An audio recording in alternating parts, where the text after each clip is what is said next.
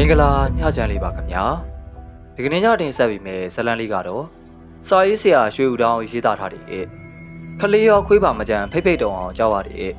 လူမကြီးပါရွယ်ငသိန်းနေခြေတိုဘာထူးတို့ရဲ့အကြောင်းကိုအစာအဆုံးအနေနဲ့ပြောပြတင်ဆက်ပေးမှာပဲဖြစ်ပါတယ်ခင်ဗျာအားလုံးပဲနားဆင်ခံစားပေးကြပါအောင်ခင်ဗျာ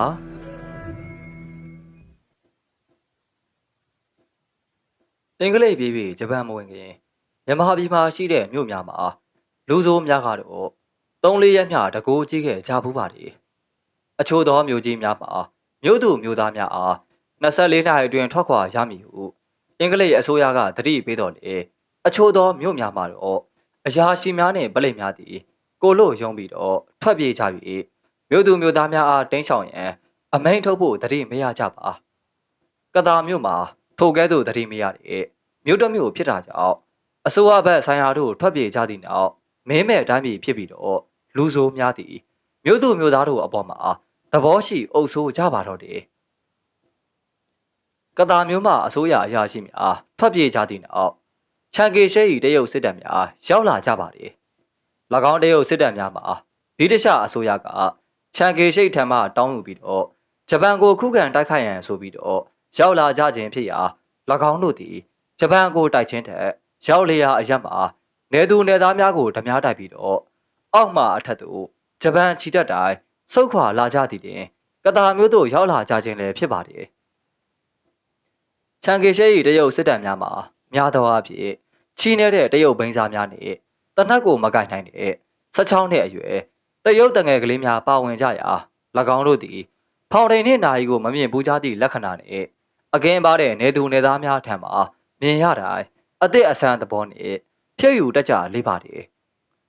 တရားတန်တဲ့လက်ပတ်နာရီကိုအင်္ဂလိပ်စက္ကူအနွမ်း9ချက်တန်ကလေးနဲ့ဇိုအတင်းဝယ်သူကဝယ်ပြီးတော့အလက်ကားဖြည့်ယူတဲ့တရုတ်စစ်သည်များနဲ့မရှားလာပါမေလာဆန်းမှဘုံချပြီးတော့မေလ10ရက်နေ့ညမှာဂျပန်မဝင်မီကတာမြို့မှာတရုတ်စစ်သားများကြီးစိုးပြီးတော့လူဆိုးများသည်လေတကိုးကြီးလျက်ရှိကြပါတယ်ထိုရက်များမှာမြို့သူမြို့သားများသည်လူဆိုးများပြုသမျှခံကြရ၍တရုတ်စစ်ဗိုလ်ထမ်းတို့ပေါက်ရောက်အောင်တိုက်ကြားဝင့်သူလည်းမရှိပါတိုင်ကြားပြန်လင်လေအရေးယူမီမယူမီမသိရပါလူဆိုးများသည်အင်္ဂလိပ်အစိုးရလက်ထက်ကလည်းရှိကြသူများဖြစ်တော်လေအဆိုပါရဲတပ်ဖွဲ့အတွင်းမှာဘယ်ကဲ့သို့နာမည်ကြီးသွားသည်မသိပါ၎င်းတို့အနက်မှာဗိုလ်ကြသည်ဆိုလျင်ဖိတ်ဖိတ်တုံအောင်ကြောက်ကြရပါတယ်ပါရွက်ငသိန်းနှင့်ခြေတိုဘာထူးဆိုသူတို့မှာမေလမတိုင်မီကကြားဘူးခြင်းမှကြားဘူးချမည်ဖြစ်တော်လေမေလ9ရက်10ရက်နေ့များမှာခလေးတငယ်ကအစာတီးနေကြရပါပြီရုပ်နဲ့တနေ့မှာမင်းမဲ့အခြေအနေတို့ရောက်သွားသည်ဆိုကလူဆိုးများနာမည်ကြီးလွယ်ခြင်းမှာအံ့ဩဖွယ်ကောင်းလာပါတယ်ပါရွက်ငသိန်းနှင့်ခြေတိုဘာထူးတို့၏နာမည်များကိုကြေညာပေးတဲ့သတင်းစာမရှိတော့လေထိတ်ထိတ်ပြပြရှိနေကြတဲ့ထို့အချိန်မှာလူများကတော့တခြားစကားပြောစရာမရှိပါဘသူဆိုးပြီးတော့ဘသူမိုက်တီဆိုခြင်းကိုတိုးတိုးတိတ်တိတ်လက်ဆင့်ကမ်းပြီးတော့ပြောတတ်ကြတာကြောင့်3-4-5ရက်အတွင်းမှာဤများလောက်နာမည်ကြီးကြခြင်းလည်းဖြစ်ဟန်တူပါတယ်ထူးဆန်းသောအချင်းအရာတစ်ခုမှာလူကောင်းများကလူဆိုးများကိုကြောက်ကြရသည်ဆိုခြင်းသည်မပြောပါတော့သေးပါလူဆိုးအချင်းချင်းတကိုးကြီးကြီးငယ်လိုက်ကြောက်ကြရပုံကားများအံ့ဩဖွယ်ဟာကောင်းလာပါတယ်တို့ဖြစ်သောကြောင့်အခြားသောလူဆိုးများသည်ပါရွက်ငသိန်းနှင့်ခြေတူဘာထူးဆိုလျင်တော့ရိုးတွင်းချင်းစီမှစိတ်ပြီးတော့လန့်ကြပါတယ်ပါရွက်ငသိန်းတို့မဟုတ်ခြေတူဘာထူးကစိတ်ဆိုးတီကိုကြားလိုက်ရတော့လူဆိုးတယောက်မှာတော့တရားခွင့်မှာဆက်ရှင်တရားသူကြီးကတေတံချပေးသည်ကိုကြားလိုက်ရခြင်းကဲ့သို့တုံလို့ခြောက်ချားလေးပါတော့တယ်အင်္ဂလိပ်ခေတ်မှာလူသားမှုတရက်ခန့်သည်နေဆက်ကိုဖျက်ကူးပြီးတော့တပြည်နိုင်ငံသို့ထွက်ပြေးရန်ကြိုးစားသေးပါတယ်ငသိန်းတဲ့ဘာထူးကမင်းကိုညှိုးနေတယ်ဟုတော့စကားကိုကြားလိုက်ရရင်တော့လူဆိုးတယောက်မှာပြေးပေါက်မရှိတဲ့ကဲ့သို့ကြက်တည်သေးသွားတတ်ပါတယ်လူဆိုးကြီးကိုလူဆိုးကလေးကကြောက်ရောက်ပုံမှာထိုရက်များမှာတော့တန်တော်ရှိနေပေးပါတော့တယ်ဂျပန်ဝန်ကနီးမှာတရုတ်များသည်စိုင်ကြီးကနားကြီးများကိုရုပ်သိမ်းပြီးတော့ထွက်ပြေးကြပါတယ်ထို့အချိန်မှာတရုတ်စစ်တပ်ရှိနေတော့လေလုံခြုံမဲ့မထင်ပါမိမိတို့လူမျိုးအချင်းချင်းကိုလည်းအာမကူဂျပန်ဝင်တက်လိုက်မည်ဟုဆိုပြီးတော့ထွက်ပြေးကြပါတယ်အကျော်ဆိုင်နဲ့အရက်ဆိုင်များမှာတရုတ်များ၏အလုပ်ဖြစ်တော်လေထို့ရက်များမှာ ဆိုင်ရှင်တရုတ်များပြေးကြပြီးဖြစ်တာကြောင့်မြတ်မေးတာကောင်းသည်တရုတ်များပြစ်ထားခဲ့တဲ့အရက်ဆိုင်ကိုလော်ဝကြီးအုပ်လျက်ရှိပါတယ်တညမှာတော့မြတ်မေးတာကောင်းသည်အကျော်ဆယ်တိုင်းမှာရှိတဲ့ဇပွဲသုံးခုနဲ့တစ်ခုမှထိုင်ပြီးတော့သူများကိုဝစ်စုပ်တစ်ခုနဲ့ပုတ်တိုင်နေစဉ်မှာတောရက်ရောင်းသောဇပွဲရှည်ကြီး၌လေထုံးပြည့်သည်ဖန်ခွက်များကိုရေရင်တုံတဲ့သူပြစ်ချလျက်ရှိပါတယ်ဖန်ခွက်ဆိုတော့လေဘီလက်ရည်ပလင်တစ်ပိုင်းပြက်များသာဖြစ်ပါတယ်သူများကိုပုတ်တိုက်တဲ့သားကောင်နဲ့ပလင်းဖင်းပြက်များကိုရေရင်တုံတဲ့သူကောက်ထည့်နေတဲ့ထုံးပြည့်တို့သည်စကားတပြောပြောနဲ့အလုံးလုံးနေကြစဉ်လူနှစ်ယောက်ကဝင်လာပြီးတော့ချောင်းထဲမှာခင်းထားတဲ့ချောင်းမြောင်ဇပွဲလေး၌ထိုင်ချပါတယ်တယောက်သောသူမှာတော့မိမိကာကိုဘောင်းမီတို့ကိုမစွန်းပေးစေလိုသည့်ဟန်နဲ့ကလေးထိုင်မှမြုံမုံများကိုလက်ကင်ပွားနဲ့ခါသေးပါတယ်ဒုတိယလူမှာတော့လုံကြီးဝတ်ထားတာကြောင့်မင်းတို့ဘောင်းမီကငါတို့လုံကြီးလို့လှည့်ဝဲလို့မရတာခွာကြတာပဲထို့သို့ဆိုပြီးတော့မတုတ်တင်ပဲထိုင်ပါတယ်ဘောင်းမီတို့သမားမှာပါရွက်ငသိန်းဖြစ်ပြီးတော့ချီလုံးကြီးသမားမှာတော့ခြေတို့ဘာထူးဖြစ်ပါတယ်ညအချိန်ဖြစ်တော့လေထိုလူနှစ်ယောက်လုံးမှာနှစ်ထပ်အုပ်ထုပ်များဆောင်းထားကြပါတယ်ပါရွက်သည်ပိုလိုဘူးကိုထုတ်ပြီးတော့တလိပ်ကိုစပွဲမှာစောင့်ကမင်းကြီးတောက်ပြီးနောက်ပိုလိုဘူးကိုခြေတို့ဘက်သို့ပြစ်ပေးလိုက်ပါတယ်မြတ်မေးတာကောင်နဲ့ထုံးပြေတို့လည်းစကားစကိုဖြတ်ပြီးတော့ထိုလူနှစ်ယောက်ကိုကြည့်နေရမှာမိမိတို့အချင်းချင်းလှမ်းပြီးတော့ကြည့်ကြပါတယ်ဘာစားမလဲချီတို့ဘာဖြစ်ဖြစ်မြည်စရာရှိတော်ရောပေါ့ကွာသမင်းစားပြီးကစားများများမစားနိုင်ပါဘူးဟေ့ကိုတာကောင်ဘာရနိုင်လဲခောက်ဆွဲကြော်အစိမ်းကြော်ဘဲဥပြုတ်ဒါပဲရှိရဆရာမစားချင်ဘူးကြက်ဥပဲစားချင်တယ်ကြက်ဥနဲ့ဝက်ဥချောင်းတစ်ပွဲပြေတောရက်တစ်လုံးလေးယူခဲ့ကြက်ဥမရှိဘူးဘဲဥပဲရှိတယ်တောရက်လည်းမရဘူးဥရည်ပဲရမယ်ဟာမင်းဥစ္စာဘာမှရတာမရှိပါပဲလားအစောကြီးရှိသေးတယ်တောရက်ကကုံသွားပြီလားတောရက်ကဒီနေ့လာမပို့ဘူးကြက်ဥလည်းကုံသွားပြီဆရာဘတ်နဲ့ဆိုင်လေကွာဟိုဟာမရှိဒီဟာမရှိမင်းကတရုတ်စစ်ဖို့တွေကိုခြံထားတာလားကွာမဟုတ်ပါဘူးဆရာသူတို့လည်းပတ်စံဆရာတို့လည်းပတ်စံကျုပ်ကလူမရွေးပါဘူးရှိရင်ထုတ်ပေးမှာပေါ့တို့ရည်ရရတော့မလုံးနဲ့တော့တရုတ်စစ်ဘဝဝယ်ခိုင်းလို့မင်းထုတ်ရောက်ရင်တော့ဇက်ပြုတ်သွားမယ်နားလဲလားတာကောင်ဒီပါရွဲဤနာမည်ကြီးချင်းကိုတိထားတော့လေမခန်းကျင်သောမျက်နှာထားနေတစ်ချက်ပြန်ကြည့်လိုက်ပြီးမှမဟုတ်တာမပြောဘူးဗျမရှိလို့မရှိဘူးပြောတာအော်မမင်းကငါ့ကိုငေါ့ဆက်ဆက်နေလားဘာငေါ့လို့လေမရှိလို့မရှိဘူးပြောတာပဲဤမှာခြေတို့ဘာထူးကကိုကိစ္စနဲ့ကိုလာတော့ရံဖြစ်မနေပါနဲ့ကိုသိန်းရဒါဖြစ်ရင်လေဥရည်တပလင်းယူခဲ့ဘဲဥဟပ်ပွိုင်နဲ့ဝဲဥချောင်းတပွဲယူခဲ့ဝဲဥချောင်းလည်းမရှိဘူးဆရာဟာဘတ်နဲ့လေကြက်ဥသာမရှိဘူးဆိုဝဲဥချောင်းလည်းမရှိပြန်ဘူးလားကြက်ဥမရှိဘူးဝဲဥချောင်းမရှိဘူးတောရက်မရှိဘူးဒါနဲ့မဲဥစာဘာရှိတာလဲ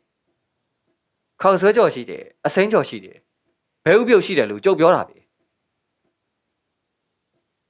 ငါ့ကိုစကားကောင်းကောင်းပြောပါကွာတာကောင်ရကောင်းကောင်းမပြောလို့စိုးစိုးပြောသလားဗျဤမှာပါရွယ်ငါသိန်းတီထိုင်ယာမထားမယ်ပြုတ်တည်ရာခြေတို့ဘာထုကပြုတ်ကိုသိကိုအလုပ်ပြက်ကုန်ပါမယ်ထို့သောတတိပေးလိုက်မှာထိုင်ချလိုက်ပါတယ်ကောင်းပြီကွာဥရည်တပလင်းနဲ့အစိမ်းကြော်တပွဲယူခဲ့တာကောင်မှာတော့ထိုင်ယာမမထဖိန်နဲ့ဟေ့အရှုအစိမ်းကြော်တပွဲဟေ့ကိုထုံးပြေဥရည်တလုံးယူခဲ့ဗျာထို့သောအသေးသေးပြောလိုက်ပြီးနောက်သူများကိုဆက်လက်ပြီးတော့အဝိစုပ်ဖြစ်ပုတ်တိုက်လိုနေပါတယ်ထုံးပြေဆိုတာရွှေဘိုသားမှတ်တယ်ဟုတ်လားဟုတ်တယ်ရွှေဘိုအနောက်မဲတလီကုန်းကမဲတလီကုန်းရဲ့လို့ကြံ့ကြံ့ဖတ်ဖတ်ကွာမဲစလီကုန်းမဟုတ်လားကွာမခေါ်တတ်ဘူးဗျကျုပ်တို့တလုံးမဲတလီကုန်းခေါ်တာပဲအေးလေခေါ်ချင်တာခေါ်ပါဥယေပလင်းသာယူခဲ့ပါထုံးပြေမှာတော့ ကြွက်လျှောက်ပေါ်မှာထောင်ထားတဲ့ပလင်းများအနက်မှာတလုံးကိုယူပြီးလေရင်ချောင်းမြောင်စပွဲပေါ်သို့လာပြီးတော့တင်ထားပါတယ်တရုတ်စစ်သားတွေဒီဘက်ကိုမလာဘူးလားဟေ့သားကောင်နေခင်းမှလာတယ်ညမှမလာပါဘူးမင်းစကားပြောတာတော်တော်တနောင်းနဲ့မင်းကလူလေလောက်တာလားဘာလူလေလို့လို့လဲထိုမချေတို့ဘာထုကဟေ့ကိုသိစကားမရှိစမ်းပါနဲ့အလုတ်ပြက်ကုန်ပါမယ်ဗျမဟုတ်ဘူးဗျဒီငနဲ့စကားပြောပုံကမဆက်ဆက်နဲ့ဗျာဘာထူးမှတာကောင်တို့လှမ်းကြည့်ပြီးနော်မာချင်းမှာဆက်ချင်ဆက်နှောင်ခါလာနှောင်ခါဈေးပေါ်ဗျာတခုမပြီးသေးပဲနဲ့တခုသွားလို့ရင်တန်းတန်းနေဖြစ်ကုန်မယ်ဗျဟေ့တာကောင်ဘာလဲဒုံတတိကြီးကွာမင်းဟာဒီလိုပဲကြုံပြောတတ်တာပဲခုနတော့ကမှဆရာနဲ့ဘာနဲ့ထဲ့ပြောသေးတယ်အခုကဘာဖြစ်သွားတာလဲပြုတ်ကိုတာကောင်ပြောနေကြအတိုင်းပြောပါဗျာပြောနေကြမပြောလို့ကျုပ်ကဘယ်နဲ့ပြောသေးလို့လဲဤမှာပါရွယ်ငသိန်းတီစကားပြောမိပြုစဉ်နောက်ဖေးဆောင်မှအရှုတီအစိမ်းကြောတပွဲယူလာသည်နဲ့စကားပြက်လို့သွားပါတယ်အရှုတီတာကောင်တို့လှမ်းကြည့်ရာတာကောင်တီ6000စပွဲကလေးဘတ်တို့မင်းငော့ပြလိုက်တာနဲ့အစိမ်းကြောပွဲကိုတော့လူနှစ်ယောက်ရဲ့ရှေ့မှာချထားခဲ့ပါတယ်တာကောင်တီသူများကိုတုတ်တင်ပြီးတန်ဖြူခွက်တဲ့သူထည့်ပြီးနောက်ဆေးဘောလိတ်တောက်ကစပွဲတစ်ခုမှထိုင်ပါတယ်ပါရွယ်နှင့်ခြေတိုတို့သည်ဥယျာဉ်နှင့်အစိမ်းကြောကိုစားတော့ရင်းနဲ့ထွီမင်းတို့ဟာဥယျာဉ်ဆိုပြီးတော့ပဲ့ရည်တွေပါလားကွာဒီဟာဥယျာဉ်ပဲပဲ့ရည်လိုချင်ရှိတယ်ပဲ့ရည်လိုချင်တာမဟုတ်ဘူးကွာဥယျာဉ်လိုချင်တာအဲ့လေဒီဟာဥယျာဉ်ပဲခမရဘာကြောင့်ပဲ့ရည်လိုပြောတာလဲဟေ့ကိုထုံးပြေပဲ့ရည်ပြလိုက်ပါဗျာထုံးပြေမှာပလင်းလုံးကိုယူလာပြီးတော့လူနှစ်ယောက်ရှိမှချထားပါတယ်ပါရွက်သည်ပလင်းနှလုံးကိုနှိုင်းရှင်ကြည့်အားပလင်းမှာအနက်ကြီးဖြစ်တာကြောင့်မခွဲခြားနိုင်တာနဲ့ဖန်ခွက်ထဲသို့ငှဲ့ကြည့်ပါတယ်ဖန်ခွက်များမှလည်းဘီလက်ရဲ့ပလင်းဖင်ဖင်များဖြစ်တာကြောင့်အရက်များ၏ကြည်ချင်းနောက်ချင်းမှာမတိမတာရှိနေပါတော့တယ်ဂိုင်းကွာရှိပါသေးတော့မင်းတို့ဥယေဆိုလဲဥယေပါပဲထို့သောဆိုပြီးတော့ဒုတိယပလင်းကိုတော့ထုံးပြည့်လက်သို့ပြန်ပြီးတော့ပေးလိုက်ပါတယ်ဥယေတပလင်းကုန်တာကြောင့်ဒုတိယပလင်ထပ်ပြီးတော့မှာယူတောက်ကြရမှာဟေ့တာကောင်ဘာလဲမင်းကလူလေလားကွာခမားထင်တယ်လို့ပေါ့ဘယ်နဲ့ငါထင်တယ်လို့ဖြစ်နိုင်ပါမလဲမင်းလူလေမဟုတ်ဘဲနဲ့ငါလူလေထင်နေမှန်နိုင်ပါမလားမှန်တာမမှန်တာတော့မသိဘူးခမားထင်တာဟုတ်တာပဲဩမင်းကငါ့ကိုမငြင်းဘူးငါထင်တာဟုတ်တယ်ဒီလိုပြောတာလားဒါဖြင့်ဒီလူကလူလဲပဲဟေ့ထုံးပြေ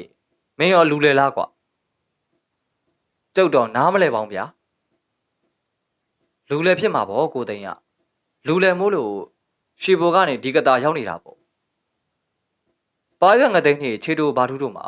အရက်သမားထုံးစံအတိုင်းဦးရွှင်ကြီးတခါစိတ်ထန်ကြီးတလဲဖြစ်ရှိနေကြ၍အကြောင်းလုံးလောက်စွာမရှိဘဲနဲ့ရင်မောခြင်းအကြောင်းလုံးလောက်စွာမရှိဘဲနဲ့စိတ်ဆိုးခြင်းစသည်ဖြင့်တလဲစီပြောင်းလဲလျက်ရှိကြလေးပါလေ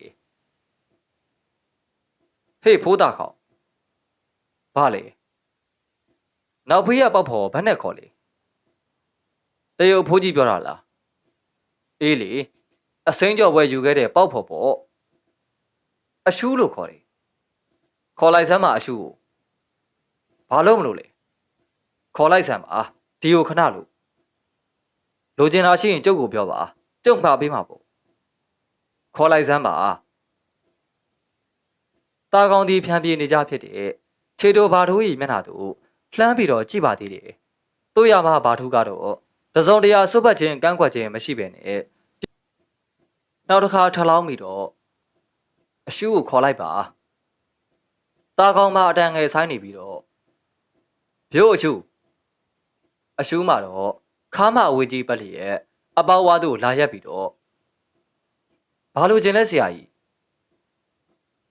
ပါရွဲကနေပြီးတော့ဒီကိုလာခဲ့ဟုခေါ်လိုက်ရာအရှူးတီတာကောင်ကြီးမျက်နှာကိုလှမ်းကြည့်နေတာကြောင့်တာကောင်ကဦးကောင်းညှိပြီးတော့ထ ထောက်ခံချက်ပေးလိုက်၍ထိုအခါမှအရှုသည်ဆိုင်ရှိသို့ထွက်လာပါတော့တယ်ပါရွက်သည်အရက်ရောင်းတဲ့ထုံးပြေဘက်သို့လှည့်ပြီးတော့ဟေ့ထုံးပြေဘာလဲဗျဘာလဲလုံမနေနဲ့ထွက်ခက်စမ်းထုံးပြေသည်ဆိုင်ရှင်တာကောင်ကိုလှမ်းပြီးတော့ကြည့်ပါသေးတယ်တာကောင်ကဦးကောင်းချင်းလိုက်တော့အခါမှာစပွဲကုန်းရှေ့ကြီးကိုကြော်လွှားပြီးတော့ထွက်လာခဲ့ပါတယ်အရှုအနားမှာရက်နေထုံးပြေလည်းပြောသည့်အတိုင်းအရှုနှင့်ရှင်ပြီးတော့ရက်နေပါတယ်ဤမှာပါရွက်သည်ထာယာမှထပြီးတော့အရှုနှင့်ထုံးပြေအနီးသို့သွားပြီလျင်ဟိုဘက်လှဲလိုက်ကြစမ်းအရှုနှင့်ထုံးပြေသည်ခိုင်းသည့်အတိုင်းလှဲလိုက်ကြပါတယ်လက်တွဲလိုက်ကြပါတယ်အရှိကိုတက်တက်ရှောက်ထုံးပြေကနောက်သို့လှည့်ကြည့်နေပါသေးတယ်ဘာကြည့်တာလဲကွာရှောက်ဆိုရှောက်ဤတွင်မှထုံးပြေနေအရှုသည်ရှေ့သို့ရှောက်ကြရာ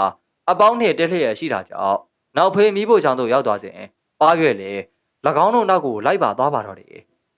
မြတ်မေးတာကောင်ကတော့စေဘောလေတဖွာဖွာနှင့်ခြေတိုဘာထုကိုကြည့်လို့နေပါတယ်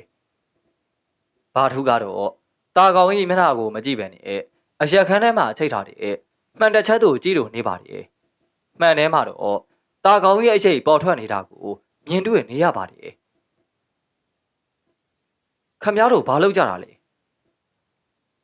ရုပ်ကိုသိဟောဒီမှာတာကောင်ကမင်းနေတယ်ဘာလုပ်ကြတာလဲတဲ့မိဖို့ကြောင့်မှရှိတဲ့ပါရွဲရည်အတန်ကတော့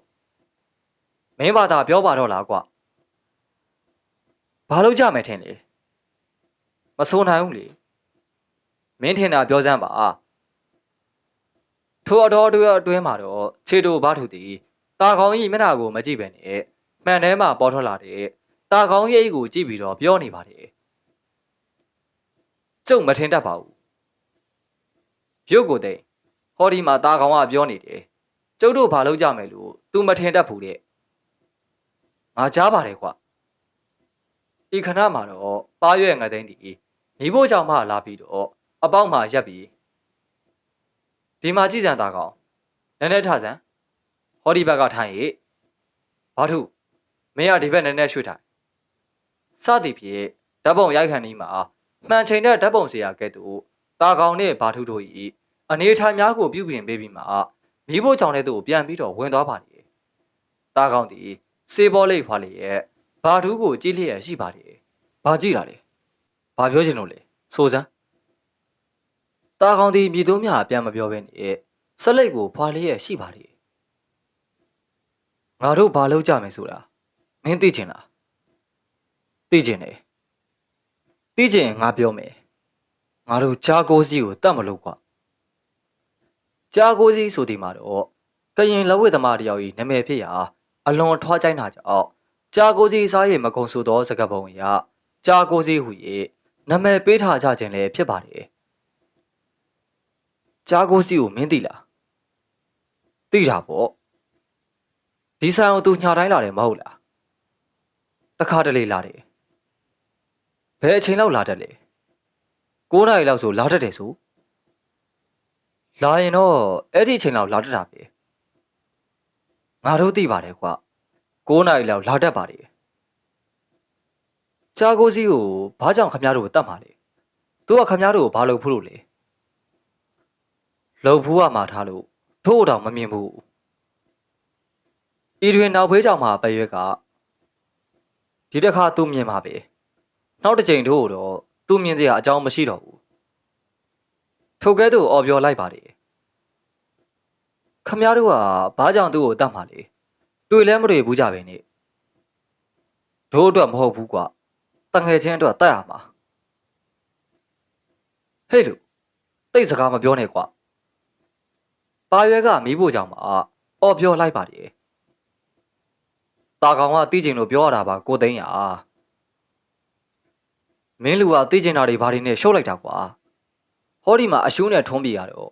ကြောချင်းကပ်ပြီးတော့ခြိထားလိုက်တာငြိမ်ုံနေလို့တုတ်တောင်မှမလုပ်ဘူးဤအတော်အတွင်းမှာတော့တာကောင်တီဆိုင်ထဲမှာရှိတဲ့တိုင်ကက်နာရီကြီးတို့လှမ်းပြီးတော့ကြည့်လိုက်ရာ8:45 မိနစ်ရှိနေသည်ကိုတွေးရလေးပါတယ်ဟေ့တာကောင်ဘာလဲငါတို့ရှိတော့မှာ စားခြင်းတောက်ခြင်းတဲ့လူလာရင်အရက်လဲကုန်ပြီစားစရာလည်းမရှိတော့ဘူးလို့ပြောလိုက်နားလေလားဟုတ်ကဲ့ဒါနဲ့ပြီးတော့ခမရတို့ကကျုပ်တို့ဘာလုပ်မှာလဲအခုတော့မပြောနိုင်သေးဘူးနောက်တော့သိလိမ့်မယ်ပုံတော်သလိုကြည့်လို့ရမှာပဲတာကောင်းသည်နိုင်ကြီးကိုမောကြည့်အား9နာရီထိုးဖို့10မိနစ်လိုသေးတာကိုတွေ့ရပါတယ်ထိုခဏမှာတော့ဆိုင်ရှိမှလူနှစ်ယောက်ဝင်လာပြီးတော့ပြုတ်ကိုတာကောင်တော်ရရသေးလားကုံသွားပြီခောက်ဆွဲကြော်ရောဝတ်သားကုံနေလို့ဒါဖြစ်ရင်ဘာလို့ဆိုင်ဖွင့်ထားသေးတာလဲအရက်လည်းမရစားစရာလည်းမရှိပြောဆဆိုနဲ့လူနှစ်ယောက်တည်းပြန်ပြီးတော့ထွက်သွားကြပါတယ်မင်းတော်တယ်ငါလူမင်းစားတတ်တယ်စားတတ်မှာပေါ့ကွာစားမတတ်ရင်သူ့နောက်စီကိုငါပြစ်ခွဲလိုက်မှာပေါ့ထိုကဲသို့ပါရွဲရဲ့အတန်ပြေမိဖို့ကြောင့်မှပြောလိုက်ပါတယ်ဒါကြောင့်မဟုတ်ပါဘူးကိုသိန်းရဒီလူကလူလေကောင်းကောင်းစားတတ်ပါတယ်8:55မိနစ်ရှိသောအခါမှာလူငယ်တယောက်တည်းဆိုင်ထဲသို့ဝင်လာပြီးတော့ဦးရည်တစ်လုံးယူသွားလို့ဒီကိုပြောတာကြောင့်တာကောင်ကဘာထူးကိုလှမ်းပြီးတော့ကြည့်လိုက်ပါတယ်ဘာထူးကခေါင်းငိမ်ပြလိုက်သည်တွင်တာကောင်ဒီထိုင်ရာမှထပြီးတော့ဦးရည်တပလင်းရောင်းလိုက်ပါတယ်ထိုးနောက်မှာတော့မိမိနေရာသို့ပြန်လာရမှာမိဖို့တကားပေါက်အနီးမှာဖြတ်လာရတာကြောင့်မိဖို့ကြောင့်စီသို့လှမ်းပြီးတော့ကြည့်လိုက်ပါတယ်အရှူးနဲ့ထုံးပြေတော့မှာကြောချင်းကပ်ပြီးတော့လက်ပြန်ကြိုချီထားလျက်ပါသူတို့အနီးမှာတော့ပါရွက်ငသိန်းက6လုံးပြူတလက်နဲ့စောင့်နေသည်ကိုမြင်ရပါတယ်အင်္ဂလိပ်များထွက်ပြေးစားက6လုံးပြူတနတ်များသည်အရက်သားများ၏လက်မှာဖောဖောတီတီတွေ့လာရပါတယ်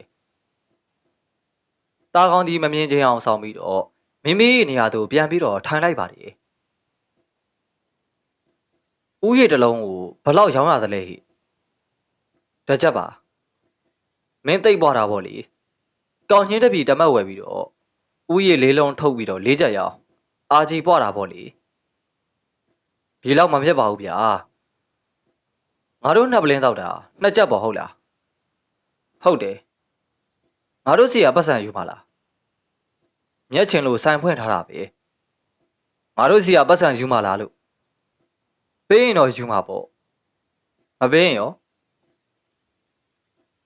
တာကောင်လဲအဖြေမပေးဘဲနေငေးကြည့်နေရပြောလိုက်လေကွာ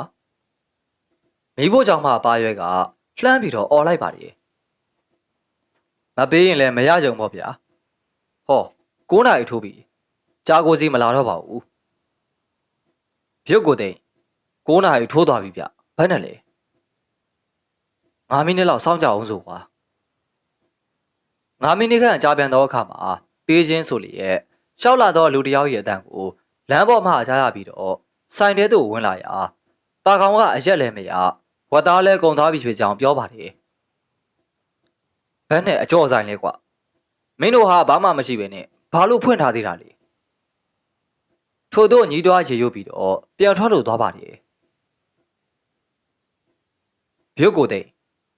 ဘာလဲကွ9:05မိနစ်ရှိသွားပြီထုံးပြင်းနဲ့အရှူကိုဘယ်နဲ့လုံးမလဲနေပါစီဗျာထားပစ်ခဲ့ပါဒါနဲ့တာကောင်ကိုရောကိစ္စမရှိပါဘူးဗျာထားပစ်ခဲ့ပါဟုတ်ပါမလားကွကြားကိုကြီးတိသွားရင်ခွာကြကုန်လိုက်မယ်နော်မသိနိုင်ပါဘူးဗျာထားပစ်ခဲ့ပါပါရွက်ငသိန်းဒီမိဖို့ကြောင့်မှထွက်လာပြီးတော့တာကောင်းကိုလှမ်းကြည့်လေရဲ့ငါလူမင်းကန်ကောင်းတယ်ကွာအေးဟုတ်တယ်ကွမင်းထီထိုးပေါက်လိုက်မယ်ပါရွက်ငသိန်းဒီတနက်ကိုဘောင်းမီအိတ်ထဲသူထိုးထည့်ပြီးတော့အရန်နဲ့အစိမ်းကြော်အတွက်ပတ်စံပေးဖို့အရှင်းစကားမဆက်ဖဲနဲ့စိုင်ပြင်သို့ထွက်သွားပါတယ်တာကောင်ဒီထိုင်ရာမှထလာပြီးတော့ထိုသူနှစ်ယောက်ကိုမျှော်ကြည့်သေးပါတယ်ခြေတို့သည်ပါရွဲရီနဘေးမှာထောနဲ့ရှောက်ပြီးတော့အတူတွဲကလမ်းကြားကလေးတဲ့သို့ချိုးဝင်သွားကြသည်ကိုမြင်ရတဲ့အခါမှာမိဖို့ချောင်းသို့ဝင်ပြီးတော့တပည့်နှစ်ယောက်ကိုအနှောင်အဖွဲမှာဖြုတ်ပေးရပါတယ်ဒီကောင်တွေအားကြီးမကောင်းအားကြီးဆိုးတယ်ဘာလို့ဖို့သူတို့ဒီကိုလာဆလေဂျာကိုစီကိုတတ်မလို့တဲ့အရှူရဲ့ခါတိုင်းဒီချိန်လောက်မှာဂျာကိုစီလာပြီးတော့ခောက်ဆွဲကြော်စားနေကြပြီဒီကနေ့ညသူ့မလာတာကံကောင်းတယ် လာရင်တတ်မလို့တဲ့ဘာတူတဲ့ကြားကိုစီလားအေးကြားကိုစီဘာဖြစ်လို့လဲအာကြီးတဘောကောင်းနေဖလားညတိုင်းခောက်ဆွဲစားတယ်ပတ်စံပေးတယ်လူကောင်းမလားအေးလေကျိုးတို့ကတော့လူကောင်းပဲသူတို့ကတတ်ချက်တဲ့ကံကောင်းလို့ပါလားဆရာကြီးအားလုံးဒုက္ခဖြစ်ကုန်မယ်အရှုဘာလဲဆရာကြီးကြားကိုစီကိုတဏှာလားတဏှာတာပေါ့ဟိုကောင်လေးကကြားကိုစီကိုတွေ့ရင်တတ်လိမ့်မယ်လိုက်ရှာနေတယ်သွားပြီးတော့ပြောပါလားဟာမလုံးနဲ့ဒုက္ခဖြစ်မယ်မသွားချင်ပါဘူးကျုပ်သွားမယ်ဗျာကြားကိုစီကသဘောကောင်းတယ်ကစားဝိုင်းမှနိုင်တော့ကကျုပ်ကငွေတစ်ချက်ပေးဘူးတယ်ဟေးမလုံးနဲ့ကောင်လေးမင်းပါဒုက္ခရောက်သွားမယ်အဖိုးကြီးမသွားချင်နေသူသွားချင်သွားပါစေကျုပ်သွားပြောမယ်ဆရာဘာမှနေလေအရှုကတော့ကောင်ကလေးတွေဘာမှနားမလဲဘူးထို့သို့ဆိုကထသွား၍မိမိလောက်ရန်ရှိတဲ့အလုပ်များကိုလောက်ကင်လေးပါတော့တယ်စရေးချောင်ရွာထဲမှာနေတယ်ကွတရားကလေးကူးပြီးတော့လက်ဝဲဘက်ကအိမ်ပဲကျုပ်သွားပြောမယ်ဆရာအေးသွားပြောကွာအသက်ကယ်တယ်ဆိုတာကုသိုလ်ရတယ်ကွထုံးပြေမှာတော့ဆေးဘောလေးတစ်လိပ်ကိုမင်းညှိပြီးတော့ဆိုင်ထဲမှာထွက်ခဲ့ပြီးလျင်လမ်းပေါ်မှာဆက်လက်မီတစ်ဖွာဖွာနဲ့ရှောက်လို့လာပါတယ်အိမ်များကိုလုံပြီးတော့ပိုလိုကွင်းထဲသို့ရောက်တော့အခါမှာနှစ်ထပ်အုပ်ထုပ်ကိုစီနဲ့ရှောက်သွားကြတဲ့ပါးရွယ်ငသိန်းနဲ့ခြေတိုဘာထုတို့ကိုအရှိမမြင်ရပါတယ်ထုံးပြေသည်ဆေးဘောလေးကိုမြစ်ထဲသို့ပြစ်ချပြီးတော့ထိုလူနှစ်ယောက်ကိုကွင်းပြီးလျင်ရှေ့သို့ကြော်တက်၍ဒုံဆိုင်ပြေးပါတယ်ထိုညမှာလာမတာတော့လေကျဲများရဲ့အယောင်ကြောင့်ပိုလိုကွင်းကြီးထဲမှာလူသွားလန်းကလေးကိုလည်းထင်ရှားစွာနဲ့မြင်နိုင်လေးပါတယ်စရေးချောင်းရွာသို့ချိကပ်ပြီးတော့တရားလေးကိုဖြတ်ကူပြီးတဲ့နောက်လက်ဝဲဘက်သို့ကြည့်လိုက်တော့အခါမှာခြံဝင်းကြီးထဲမှာရှိတဲ့အိမ်တစ်ဆောင်မှာမီးရောင်တလက်လက်ထွက်နေတာကိုထုံးပြေမြင်ရပါတယ်ထုံးပြေသည်ခြံတကားမှာထိုးပိတ်ထားတဲ့ဝလုံးကလန့်ကိုဖြင်းချင်းစွာဖြုတ်ပြီးတော့ဝင်ပြေးသောအခါမှာအိမ်လေကားရင်းမှတော့ကရင်မကြီးတယောက်နဲ့တွေ့ပါတယ်ကြားကိုစီရှိလားရှိတယ်ဘာလို့မလို့လဲခဏတိုးခြင်းနဲ့တိတ်အရေးကြီးတယ်နေမကောင်းလို့အိတ်နေတယ်ကွအရေးကြီးရင်လာလိုက်ခဲ့ကရင်မကြီးတီထုံးပြေကိုအိမ်ပေါ်သို့ခေါ်သွားပြီးတော့အခန်းတစ်ခုရဲ့အဝါသို့ရောက်တော့အခါမှာဟောဒီမှာတငယ်လေးတယောက်ကမင်းကိုတွေးခြင်းလို့တဲ့ထို့သို့ပြောလိုက်သည်တွင်အိယာပေါ်မှာလှောင်းနေတဲ့ကြားကိုစီးမှာတော့ဗတိတ်လဲဟုမေးလိုက်ပါတယ်ကျုပ်ပါဗျထုံးပြေလေအကျော်ဆိုင်ကထုံးပြေပေါ့အော်မင်းလားဘာကိစ္စလဲလာလေကွာထုံးပြေသည်အခန်းထဲသို့ဝင်သွားပြီးတော့အိယာအနီးသို့ချိကပ်သည်တွင်တိုးတောင်းသောမှုရာပေါ်၌ရှည်လျားတဲ့ကြားကိုစီးကိုလုံးကြီးမှာမဆန့်တာကြောင့်ခြေတစ်ပိုင်းလုံးလွန်ထွက်ပြီးတော့ဆန်းဆက်ကြီးအိတ်နေတဲ့ကြားကိုစီးကိုမြင်တွေ့နေရပါတယ်ဘာကိစ္စလဲကွလူနှစ်ယောက်ကျုပ်တို့ဆိုင်နဲ့ဝင်လာပြီးတော့အရှုံးနဲ့ကျုပ်ကိုတုတ်ထားတယ်ခမ ्या ကိုတတ်မလို့တဲ့ပြောတယ်ကြားကိုစီးမှာတော့မိသုံးမြပြန်မပြောဘဲနဲ့ငေးကြီးလုံနေပါတယ်သူတို့လက်ထဲမှာတတ်နှက်ပါတယ်ခမ ्या ကိုပြစ်တတ်မလို့တဲ့ကြားကိုစီးလဲကြောင်တောင်ငေးပြီးတော့ကြည်လုံနေပါတယ်ကိုတာကောင်ကခမ ्या စီသွားပြောပါဆိုလို့ကျုပ်ပြေးလာခဲ့တာနောက်ကနေသူတို့လာနေပြီပိုလိုကွင်းထဲမှာတွေးခဲ့တယ်မြန်လုံးပြသူတို့လာရင်လည်းငါဘာမှမတတ်နိုင်ပါဘူးကွာလူပုံလူပန်းကိုကျုပ်ပြောပြမယ်တယောက်ကပါးရွယ်နေတယ်ဗျတယောက်ကခြေထောနဲ့ရှောက်တယ်ဟုတ်ပါတယ်ငါသိပါတယ်ဒါဆိုပြေးလေဗျာတော်တော်ကြာသူတို့ရောက်လာတော့မယ်လာရင်လည်းလာပေါ့ကွာမဟုတ်ဘူးဗျခမ ्या ကိုတတ်မှာတက်ရင်လည်းဘယ်တက်နိုင်မလဲကွာမထူးပါဘူးဘယ်နဲ့မထူးရမှာလဲဗျအချင်းရှိတုံးပြေးပါတော့လားပြေးလို့အဘိုးပါပဲကွာသူတို့အလကားချောက်နေတာမဟုတ်လားချောက်တာမဟုတ်ဘူးကွာပြပြောစစုံနဲ့ကြားကိုစီးတီပက်လက်အိယာမှာထရံဘတ်တို့ဆောင်းလိုက်ပါတယ်ထုံးပြည့်တီအလုံးစိတ်ပြတ်တဲ့အမူအရာနဲ့ ကြာကိုကြီးကိုလှမ်းကြည့်ပြီးနောက်အိမ်ပေါ်မှဆင်းလာခဲ့ရာလှေကားထိပ်မှာကင်မာကြီးနေတွေ့တာကြောင့်၎င်းကပြောခဲ့ပြီလားဟုမေးပါတယ်ထွန်းပြေကပြောလို့မရဘူးလူဆိုးတွေလာတော့မယ်ခမည်းထွက်ပြေးရင်ကောင်းမယ်ထိုကဲ့သို့သတိပေးပြီးလျင်ကတိုက်ခရိုင်ဆင်းပြေးလေးပါတယ်ခြံထဲမှထွက်လာ၍တကားနီးသို့ရောက်သောအခါမှာတရားပေါ်၌လျှောက်လာတဲ့လူနှစ်ယောက်ကိုမြင်လာနှင့်ခြုံတခြုံတဲသို့ရှိုးနေလိုက်ပါတယ်လူနှစ်ယောက်တို့သည်ခြုံအနီးမှဖြတ်ပြီးတော့ရှောက်သွားကြစဉ်ကိုမရမဟုတ်ပြီမေမရခိုးတဲ့ကောင်တော့တိုက်ရမှာအရသာရှိတယ်ကွာဒီအထဲမှာငွေ900ရအောင်မဲ့ဆိုတော့တိတ်မိုက်တာပေါ့ကိုသိန်းရလူနှစ်ယောက်သည်ခြံဝဲထဲသို့ဝင်သွားပြီးတော့အိမ်ပေါ်သို့တက်သွားကြသည်ကိုထွန်းပြည့်သည်ခြုံထဲမှချောင်းကြည့်လို့နေပါတယ်မကြမီမှာ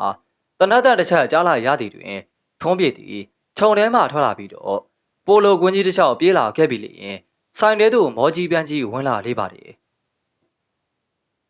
တွေးခဲ့လိုက်တွေးခဲ့ပါဗျာဒါနဲ့ဘယ်နဲ့လဲကွာပြောတော့ပြောတာပဲမထူးပါဘူးကွာဆိုပြီးတော့ကရင်ကြီးကထောက်မပြေဘူးဗျဒီလိုဆိုရင်တော့သွားရှာတော့မှာပဲကွာ